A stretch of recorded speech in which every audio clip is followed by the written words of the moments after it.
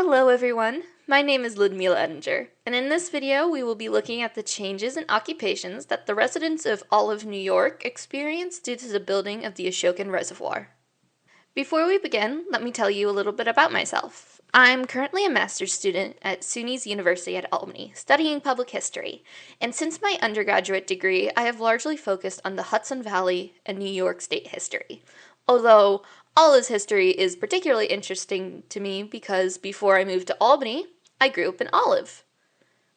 Growing up, I experienced the many ways the residents keep history alive, even if my family was not one of the ones who had been there since the town founding. This picture is of a 6-year-old me in front of Little High Point, the mountain I called home, and the Ashokan Reservoir. While I was having a fantastic time then, it was that very reservoir that sparked the drastic changes we will be discussing today. With that in mind, where exactly is Olive? When talking with a lot of people who are not from the directly surrounding area, I often get a look of confusion when I tell them the name of my hometown. Olive lies on a cultural and physical border. As to its east is the Hudson Valley, including Kingston and other towns, and to the west, the Catskill Mountain Range begins, which blocks most travel to neighboring towns. It was officially formed in 1823, pulling from relatively rural portions of Hurley, Marbletown, and Shandaken, although it was populated well before that, with the second oldest church being organized in 1799. While there are a number of draws to the town, its biggest claim to fame is that its borders include much of the Ashokan Reservoir, a 122.9 billion gallon reservoir that supplies around 40% of New York City's drinking water.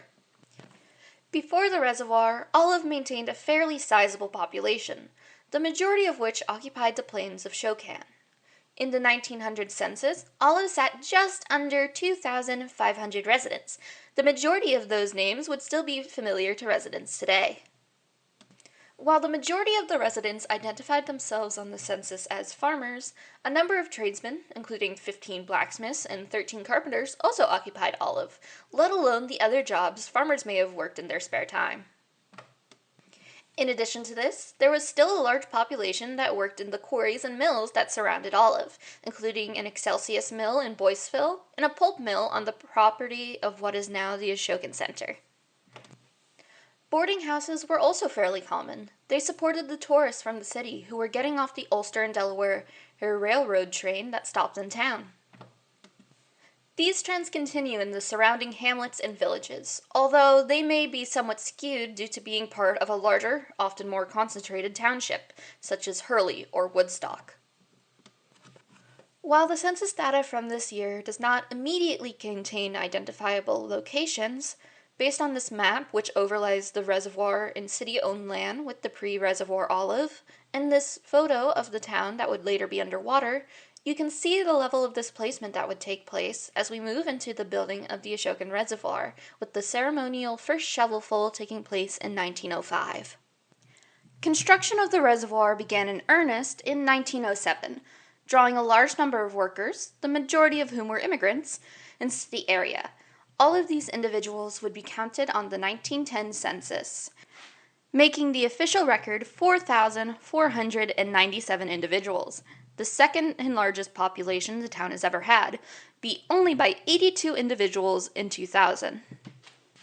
These workers' occupation was largely listed as laborer, although many others worked as foremen, civil engineers, and other construction-related specialties. Perhaps this population would have been smaller, but the Ashokan was one of the last dams to be built mainly utilizing men, mules, and dynamite, the toil of which you can see in these photos.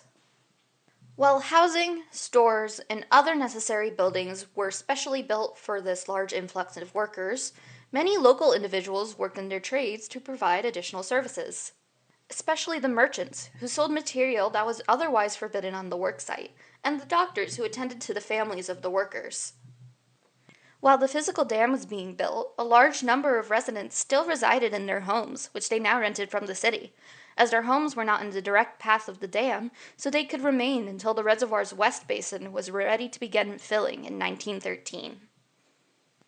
With the basins filling, as the photo on the left shows, and the laborers gone, The 1920 census shows the remnants of a previously growing town.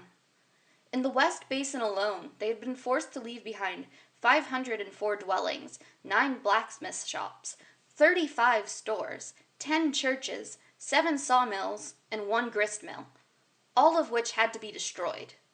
Even if the resident never lived in the basement, this removal of a town center would drastically affect where they could get supplies. Those who stayed in Olive still largely identified as farmers in 1920, although Bob Studing notes that this would not last long, with the majority of the land in Olive outside of the plains being unsuited for commercial farming, the most common industry for those in Olive. Nor were there any seasonal tourists to buy the products they made. Perhaps the most dramatic change was the sheer population drop, which was made all the more clear due to the large number of laborers who had left town as construction stopped around 1915. Only 1,237 individuals were recorded in 1920 census, almost exactly half of 1900's count, and only just over a third of what had been there just a decade earlier. However, it should be noted that while Olive's population dramatically dropped, it wasn't that the residents wished to leave the area, with a substantial number staying within 25 miles of their underwater home. Even the hamlet stayed the same, many of them drawing new limits with the relocation, although Brown Station in Olive City did not follow this trend. All that is left to remember these locations are historic markers around town, and the views of the reservoir like the one here. With all that in mind, why exactly would we study Olive? Well, for one, as we mentioned earlier, Olive was unique. It offered little land to easily relocate to, and the mountains to the west prevented a new town center from forming. Another is that its history has been well preserved, offering an excellent chance to dive deeper into questions than just the surface history. The town clerk, the Olive Free Library, and numerous local residents keep the story of this reservoir alive. Whether it's to merely address the large expanse of water in our town, or to decry the town's treatment by the city. Although the latter provides us an excellent opportunity to examine the interactions between the relatively rural communities of New York and the New York metro area.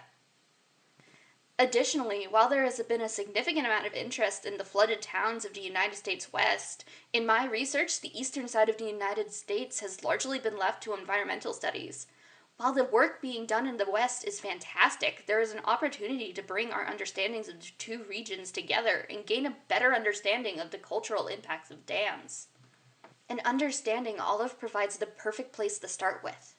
So, let me leave you to think about those connections and the impact the Ashokan Reservoir had on the people who lived in a now drowned town. Thank you for your time, everyone. In the description below, you will find a link to my Linktree where you can find my sources and a flyer about further readings and experiences available about the Ashokan Reservoir, Olive, and the Mid-Hudson in general. Thank you again. Have a wonderful day.